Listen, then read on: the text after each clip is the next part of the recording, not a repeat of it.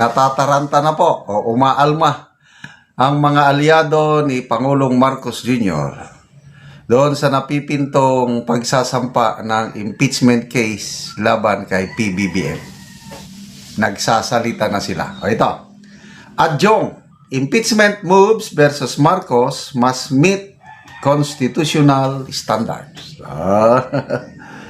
Okay, so ito. Lanao del Sur Representative Zia Alonto Adjong on Sunday stressed that any impeachment case against President Marcos Jr. must meet the standard set by the 1987 Constitution and not be driven by speculation or partisan pressure. O, tanong, Honorable Adjong, dalawa sila, Adjong at saka Ortega. Sila yung nagsasalita tungkol ito. Back to you. Na-meet nyo ba yung constitutional standards sa isinampan yung impeachment kay VP Sara last year? Look who's talking. Oh. Anong ginawa ng Korte Suprema? Binasura ang inyong impeachment complaint kay laban kay VP Sara dahil hindi nyo na-meet ang constitutional standards. Ngayon, sasampahan ng impeachment case si PBBM, binabalik nyo ang inyong kakulangan, meeting constitutional standards. Kakatawa naman. Ay, nako. In a statement, Adjong, who represents Lanao del Sur 1st District, maintained that the impeachment is a solemn constitutional mechanism. Yes!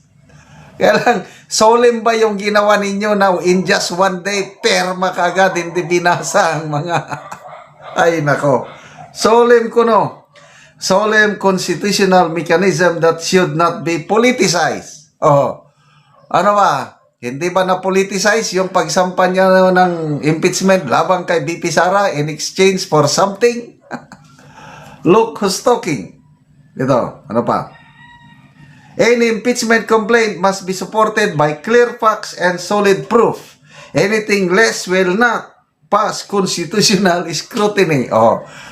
Again, tanong, nakapasa ba ng constitutional scrutiny yung ginawa nyo kay VP Sara? 13-0. Oh, ano ngayon? Back to you, honorables. Ay, nako. He noted that the Constitution is clear on the need for fairness and procedural integrity regardless of who is being accused. Oh, nasunod nyo ba yung tamang procedure? Oh, di ba? Kaya sinupalpal kayo ng Korte Suprema dahil hindi nyo sinunod yung tamang procedure. Impeachment is a serious constitutional process. It cannot be based on rumors, speculation, or political talk, Adjong said. He expressed confidence that the lower chamber will not be swayed by unverified claims or political narratives, underscoring that complaints must be judged on their legal and factual merits. Any complaints must be supported by clear facts and solid proof. That is the standard of the House is bound to follow. Punta tayo. Impeachment should never be used as a political tool. It exists for grave and probable offense, not for creating noise. Sinong nag-create ng noise last year? Diba kayo? Meanwhile, in a separate statement, Deputy Speaker Paulo Ortega stressed that impeachment should be treated as a serious constitutional mechanism anchored on proof rather than a political announcement. Locos talking. Yung mga young guns na ito. Impeachment is not a press release. It is a constitutional process that demands proof, Ortega said. Like Adjong, Ortega emphasized that any attempt to initiate impeachment proceedings must meet the standards laid down by the Constitution. He also maintained that the House is guided by constitutional duty and institutional responsibility, stressing the importance of the process not influenced by speculation or political noise. Sabi ni Ortega, we will examine any complaint based on the Constitution and evidence, nothing more, nothing less. Ortega then likewise reminded critics that impeachment is not meant to be wielded as a political weapon. Adjong and Ortega made the pronouncements amid rumors of impeachment complaints against Marcos supposedly being prepared by a few lawmakers. This comes after Marcos' alleged involvement in the controversial insertions in the 2025 national budget. So, ito,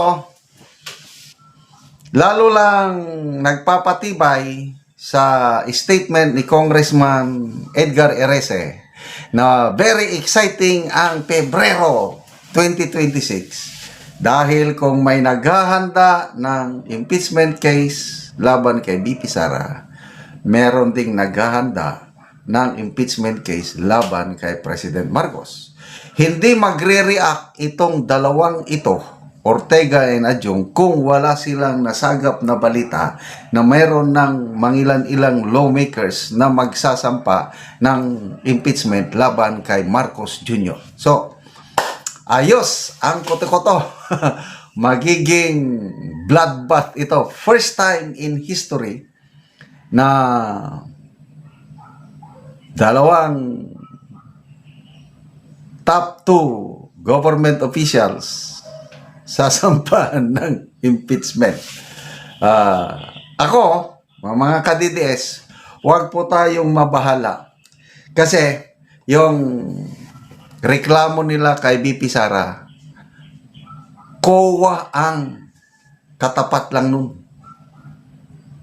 Tapos na ang mga audit ng COA sa Office of the BP, unqualified opinion ang observation. Kaya ano ito, political sila ngayong nagwe-weaponize ng ano eh. Gusto lang nilang matanggal si BP Sara sa 2028 kaya nag-i-impeach sila. So, wag to tayong mabahala sa ating Vice Presidente. Lolusot at lolusot yan.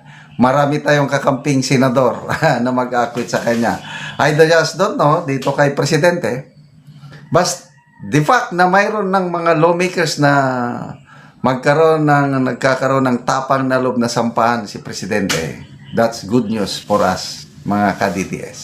Later, nawala na ang moral ascendancy. Munggaw, sinuportahan ng retired general. Iginiit ni retired Brigadier General Virgilio Reyes Garcia na may sapat na dahilan si Colonel Audi Munggaw para bawiin ang kanyang personal na suporta kay Pangulong Ferdinand Bongbong Marcos Jr. dahil sa mga seryosong isyong umano'y patuloy na iniiwasang harapin ng Pangulo. Nakasama ko po ito si General Garcia, isang magaling na abogado ito. Lawyer general ito. Saludo ako sa kanya. Sabi ni General Garcia, marami kasing issues kay Presidente na ayaw niyang harapin ng diretsahan. Number 1, hair test.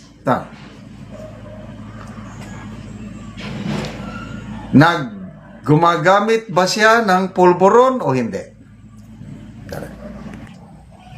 Harapin mo ang issue, sabi ni Garcia.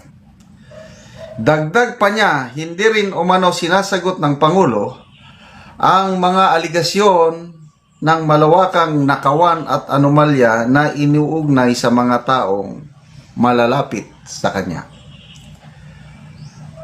Sabi ng General, mastermind ka ba ng nakawan? May kinalaman ba ang pinsan mo sa bilyong-bilyong piso anomalya? May mga aligasyon laban sa iyo at sa pamilya mo. Harapin nyo yan. Huwag nyong binabaliwala ang ebidensya. Ayon kay Garcia, ang pag-withdraw ng suporta kay Colonel Munggaw ay personal na desisyon at protektado ng konstitusyon. Sabi ng paliwanag ng general, it is a personal expression guaranteed by the Constitution. Hindi niya tinalikuran ang AFP o ang Republika. Ang binawi lang niya ay ang personal na tiwala sa isang leader na sa tingin niya ay wala nang ang moral ascendancy.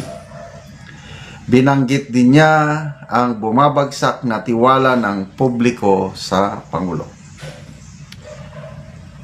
Negative na ang trust rating niya nationwide at sa NCR, negative 8. Ibig sabihin, malinaw na nawawala na ang tiwala ng taong bayan. Sabi ng General, the only way to regain trust is to face the issues. Polvoron, testing sa buhok, nakawan, anomalya, harapin mo lahat yan. Hindi ka pwedeng magtago habang leader ka ng bayan. So, salamat po Sir General Garcia sa inyong paliwanag. Nakakalungkot lang. Itong kinawang ito ni Colonel Audi, ang number 1 na mag-suffer ay ang kanyang pamilya. Kasi, kahit sabihin natin na wala siyang pananagutan sa batas, hindi siya pwedeng kasuhan ng whatever, sedition, whatever. Kailang pwede siyang makasuhan, administrative at saka court martial. Iba kasi ang military justice system. Pag kinort martial ka at ano ang desisyon ng court martial, pwede siyang ma-discharge dishonorably. Tanggal. So kung dishonorable discharge from the service, zero benefits. Yon ang nakikita kong posibleng mangyari kay Colonel Audi Munggao. So malaking sakripisyo para sa kanya. Kaya lang, alam naman niya ito, bago siya nag-post ng ganong katinding post, withdrawal of support sa presidente. Although binanggit niya doon na loyal pa rin siya sa AFP, loyal siya sa konstitusyon, sa presidente lang. Ang wala na siyang personal na tiwala sa kakayang mamuno sa presidente. So, for a long time, ngayon lang ito nangyari, nung EDSA 1, yung February 1986 Revolution, isang General, Four-Star General Fidel V. Ramos at isang Colonel Gringo Nasan ang nag-withdraw ng support laban sa Pangulong Marcos Sr. So ito ngayon, like father, like son, meron din isang Colonel Munggao na ala Hunasan. Ngayon lang, walang general na nag-withdraw ng support. Yun lang ang kaibahan. So, ano ang mangyari kay, iniimbestigahan na si, a day after yung post niya, nag-surrender kagado, nag-turn over ng kanyang sarili, si Colonel Munggao sa kanyang immediate commander, si Major General Loico, at nag-usap daw sila ng matagal. Maraming nagsasabi na dahil hindi daw na-promote si Colonel Munggao, kaya siya nagsalita ng gano'n. Hindi ko yon ma-confirm kung totoo nga na, no? So, again, these are all personal decision na, again, na nalulungkot lang ko para sa pamilya niya, no? Sayang yung 34 years in the military service. But, as history, he will be remembered by many Filipinos as officer with balls. So, ganyan lang talaga. Pagulong-gulong ang buhay. Tingnan natin ang mangyari pag ngayon, sabihin natin habang Marcos administration forced to dishonorable discharge siya, pagdating ng 2028, kung magpresidente si Sara Duterte, I don't know kung anong mangyari sa kanya. Parang ganyan lang. The same thing with General Torre. Ngayon, nakaposisyon na naman siya, general manager ng MMDA, mas malaki ang sweldo. Kaya ang tanong, pag umupo si VP Sara sa 2028, anong mangyari kay General Torre?